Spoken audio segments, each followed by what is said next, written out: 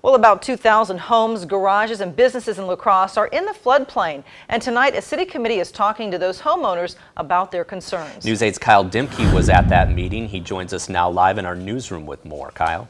Mike and Martha, flood insurance is pretty much only offered through the federal government, more specifically FEMA. An act signed into law last year by the U.S. government removed insurance subsidies provided to nearly all of La Crosse residents in the floodplain. And now those insurance rates are expected to increase 10 to 15% each year.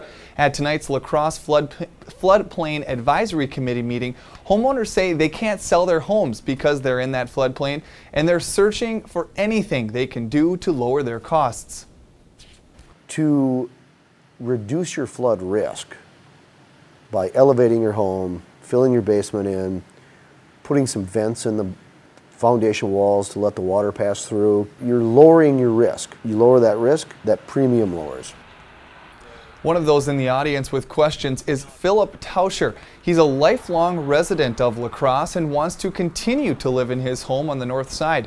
He says FEMA even told him that his house has never had any flooding problems, but it is still considered in the floodplain, so he has to pay for flood insurance.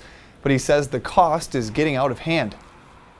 You know, it's going to end up costing more for the flood insurance that may or may not ever happen as opposed to just the regular homeowners insurance, and it just doesn't seem realistic. It just seems like we're kind of a money trough to pay for other things that maybe we'll never end up using or needing.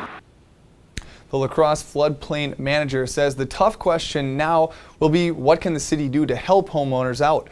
Folks at the meeting tonight said this has been an ongoing battle for 40+ years, and the city says, yeah, you're right.